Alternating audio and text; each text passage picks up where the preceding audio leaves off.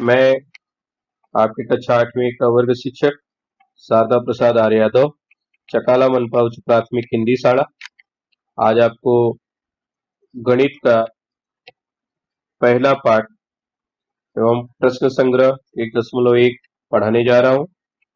आप लोग ध्यान से सुने, देखें, न समझ में आए तो मुझसे बाद में प्रश्न कर सकते हैं।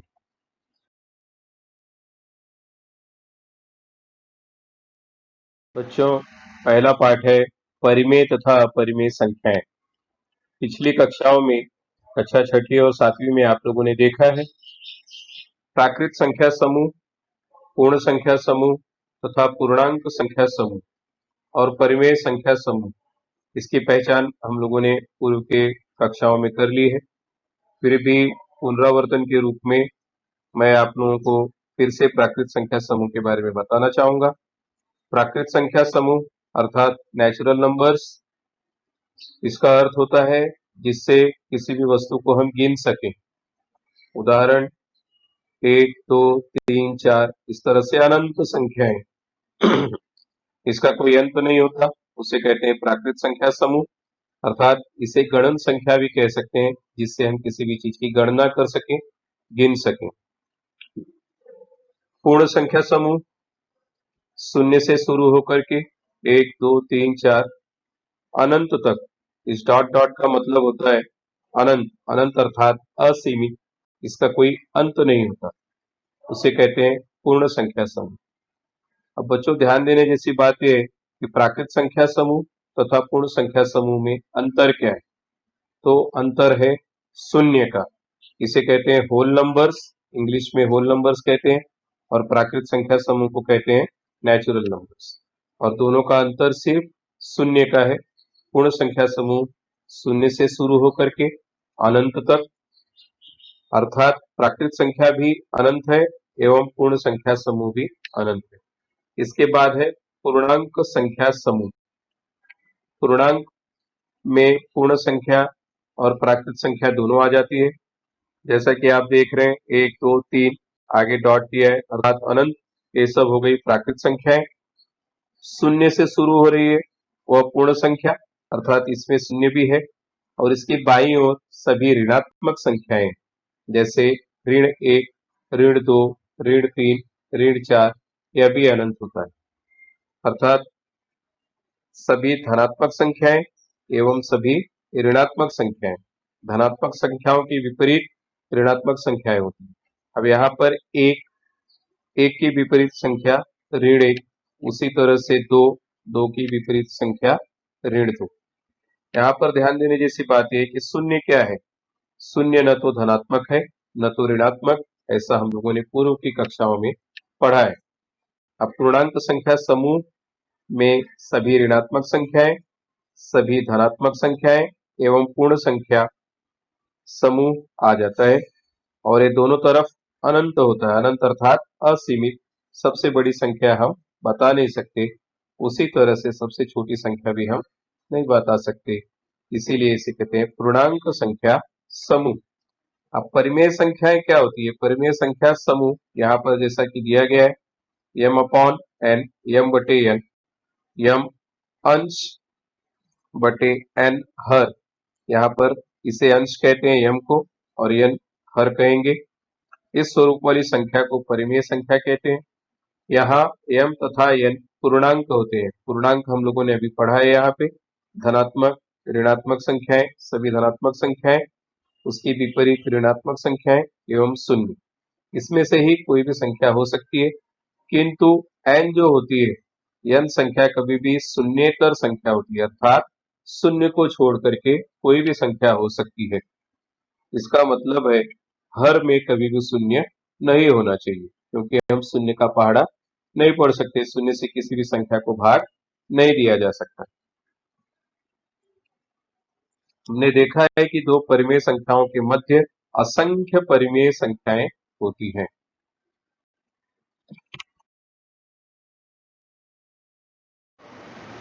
बच्चों, संख्या रेखा पर परिमेय संख्याओं का निरूपण, इसका मतलब है संख्या रेखा पर हम किस तरह से परिमेय संख्याओं को दर्शा सकते हैं, दिखा सकते हैं।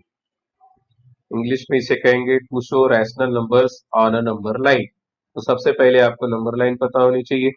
हम लोगों ने छठी की कक्षा में इस चीज को पढ़ा है। नंबर लाइन क्या होती है? एक सीधी रेखा। और रेखा क्या होती है? जो दोनों तरफ अनंत हो, इसलिए इसके दोनों तरफ एरो, ये मार्क जो दिखाई दे रहा है एरो धनुष की तरफ, वह होता है, इसे कहते हैं एरो। एरो का अर्थ है यह संख्या रेखा दोनों तरफ असीमित है, इसे चाहे जितना बड़ा हम दिखा सकते हैं। इस तरह से संख्या रेखा के मध्य में होता है शून्य। शून्य के दाहिनी तरफ सभी धनात्मक संख्याएं और शून्य से बाईं ओर सभी ऋणात्मक संख्याएं। इस तरह से हम इस संख्या रेखा पर देख रहे हैं, बीच में शून्य है, दाहिनी तरफ सभी धनात्मक संख्याएं हैं, बाईं ओर सभी ऋणात्मक संख्याएं। अब हम लोग यहाँ पर देखेंगे कि संख्या यहाँ पर एक लिखी है, दो है, तीन है, चार है। उसी तरह से बाईं ओर ऋण एक, ऋण दो, ऋण तीन है। लेकिन इसके बीच में दो छोटे छोटे डॉट्स हैं। इसका मतलब है शून्य और एक को दो भागों में विभाजित किया गया है। अब दो भागों में दो डॉट्स का मतलब है तीन भाग। एक भाग यहाँ पे, दूसरा भाग और एक तीसरा भाग। अब संख्या रेखा दर्शाते समय इसे हम कहेंगे 1/3। इस पॉइंट को हम नंबर देंगे 1/3 या 2/3। यहाँ पर आएगा 3/3। 3/3 अगर हम 3 को 3 से काटेंगे तो 1 आता है, इसलिए यहाँ पर 1 है। फिर 4/3, 5/3, 6/3 का अर्थ है 2। 6/3, 3 से भाग देंगे 6 को तो 2 आता है। उसी तरह से 7/3, 8/3, 9/3 का मतलब है 3। 10/3, 11/3, 12/3। 12/3 मतलब 12 को 3 से भाग देंगे तो 4 आता है। उसी तरह से शून्य के बाईं ओर ऋण 1/3, ऋण 2/3, ऋण 3/3। ऋण 3/3 मतलब 3 को 3 से काटेंगे तो ऋण 1। फिर ऋण 4/3, ऋण 5/3, फिर ऋण 6/3 का मतलब हुआ ऋण 2। उसी तरह से यहाँ पर ऋण 7/3, ऋण 8/3, ऋण 9/3, ऋण 9/3 का मतलब हुआ ऋण 3। तो हम लोगों ने देखा संख्या रेखा पर हम संख्याओं को किस तरह से दर्शाते हैं। इसका मतलब है जितना भी बटे में होगा, जैसे यहाँ पर बटे में 3 है, तो एक भाग शून्य से लेकर के 1 तक हमको इसका 3 भाग करना होगा। पहला भाग 1/3, दूसरा 2/3, तीसरा 3/3। अर्थात 1 से 2 के बीच में भी इसी तरह से 3 भाग, 2 से 3 के बीच में भी इसी तरह से 3 भाग। अर्थात बटे में जितना होगा उतना ही हमको यहाँ पर भाग करना है। इस तरह से संख्या रेखा पर ऋण 2/3 दर्शाया गया है। यह संख्या दर्शाने के लिए पहले 2/3, यह संख्या दिखाकर शून्य के बाईं ओर उतने ही अंतर पर ऋण 2/3 यह संख्या दर्शाई जाएगी, जैसा कि यहाँ पे दिखाया गया है ऋण 2/3। अब शून्य से बाईं ओर पहली संख्या आएगी ऋण 1/3, फिर ऋण 2/3, फिर ऋण 3/3 मतलब ऋण 1। बच्चों, अब हम लोग प्रश्न संग्रह 1.1, अगर संख्या रेखा आपके समझ में आई होगी तो प्रश्न संग्रह 1.1 का पहला सवाल है। अब निम्नलिखित परिमेय संख्याओं को संख्या रेखा पर निरूपित करके प्रत्येक के लिए अलग संख्या रेखा खींचिए। इसका मतलब है प्रश्न एक के पहले प्रश्न के लिए एक संख्या रेखा, दूसरे के लिए दो अलग से, अर्थात जितने भी प्रश्न दिए गए हैं उतनी संख्या रेखा अलग अलग बनानी है। अब यहाँ पे जैसा कि मैंने पहले ही आप लोगों को बताया, बटे में जितना है उतना भाग करना है। उदाहरण के लिए 3/2, 5/2, ऋण 3/2, अर्थात शून्य से लेकर के 1 के बीच हमको दो भाग करने। इसी तरह से इस प्रश्न में बटे 5 है, अर्थात शून्य से 1 के बीच हमको 5 छोटे छोटे डॉट्स करने होंगे या 5 भाग करने होंगे, तब जाकर के 1 मिलेगा।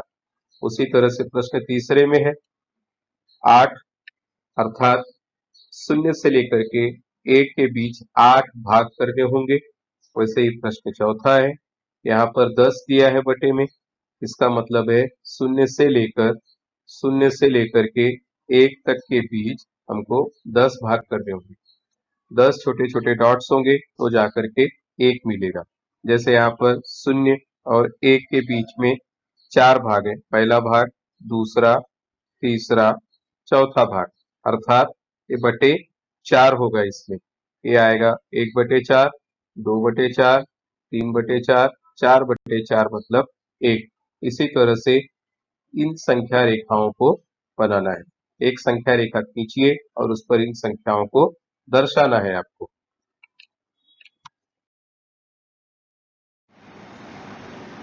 बच्चों, प्रश्न संग्रह 1.1 का पहला प्रश्न हम लोगों ने देखा, जिसमें संख्या रेखा पर ये परिमेय संख्याएं दिखानी है 3/2, 5/2, 3/2। इसलिए सबसे पहले हम एक संख्या रेखा बनाएंगे, उसके मध्य में 0 लिखेंगे, दाहिनी तरफ सभी धनात्मक संख्याएं, बाईं ओर सभी ऋणात्मक संख्याएं। अब बटे 2 है, जैसा कि मैंने आपको पहले ही बताया कि जितना बटे में है उतना भाग करना है।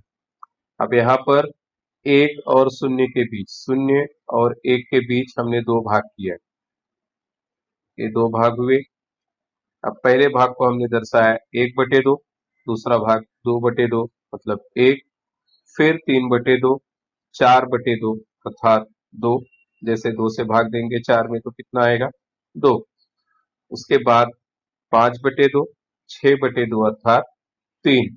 उसी तरह से हम बाईं ओर भी ऋण 1, ऋण 2, ऋण 3, ऋण 4, ऋण 5 और प्रत्येक के 2-2 भाग करेंगे क्योंकि बटे में 2 है। अब मैंने यहाँ पर 3/2 दर्शाया है, देख सकते हैं आप लोग। 1 के बाद 3/2, 2/2, 2/2 के बाद 3/2। उसी तरह से 5/2 आएगा, 4/2 के बाद 5/2। ठीक है। अब प्रश्न दूसरा, संख्या रेखा पर दिखाए गए बिंदुओं के आधार पर प्रश्नों के उत्तर लिखना है।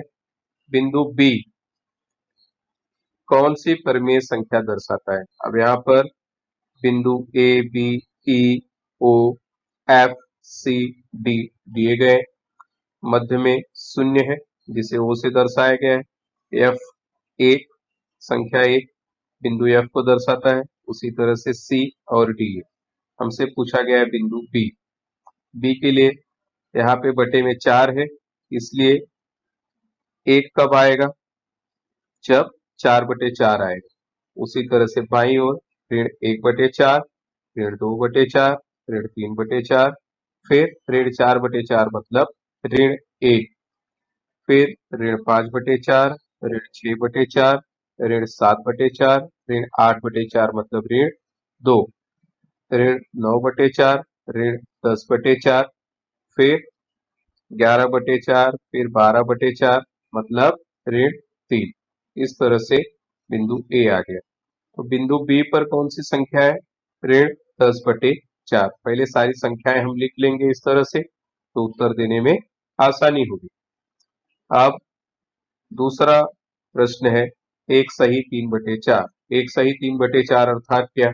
1 सही 3/4, यहाँ पे हम लोग मिश्र भिन्न है, इसको हम भिन्न के रूप में रूपांतरित कर सकते हैं। 4 एकम 4 धन 3, 7, 7/4। अब 7/4 कहाँ पे दर्शाया गया है? सी पर, बिंदु सी से दर्शाई गई है, अर्थात इसका उत्तर आएगा बिंदु सी। फिर बिंदु डी द्वारा संख्या 5/2 निरूपित की गई है, कथन सत्य है। अब हम लोग देखते हैं यहाँ पर टी 10/4 है। एक तरह से देखा जाए तो यह कथन असत्य है, क्योंकि हम लोग देखेंगे यहाँ पर 10/4 है और पूछा गया है 5/2। लेकिन अगर इसको हम लोग रूपांतरित करते हैं 10/4 को, तो 10/4 दोनों भी 2 के पहाड़े में पूर्णतः भाग जाता है, इसलिए 10 को हमने 2 से भाग दिया और 4 को 2 से, तो उत्तर आता है 5/2। इसके आधार पे हम कह सकते हैं कि बिंदु डी 5/2 निरूपित की गई संख्या, यह कथन सत्य है। तो इस तरह से बच्चों, आगे के प्रश्न संग्रह 1.1 का पहले प्रश्न के और 3 प्रश्न है, संख्या रेखा बना करके वो बिंदु आपको उस पे दर्शाने हैं, उन संख्याओं को दिखाना है। आप इसे हल करके मुझे व्हाट्सएप के माध्यम से भेजेंगे और मैं इसका उत्तर आपको कल आप इसे स्वयं भी चेक कर सकते हैं या मुझे व्हाट्सएप पे भेज सकते हैं। मैं चेक करके इसका सही उत्तर बताऊंगा। धन्यवाद बच्चों। उम्मीद है आपको प्रश्न संग्रह 1.1 अच्छी तरह से समझ में आया होगा। पूर्ण संख्याएं, पूर्णांक संख्याएं जो भी है मैंने समझाया है। अगर इसमें किसी तरह की कोई कठिनाई है तो मुझसे आप कल पूछ सकते हैं। जो आज सवाल दिया गया है हल करने के लिए उसे जरूर हल करें।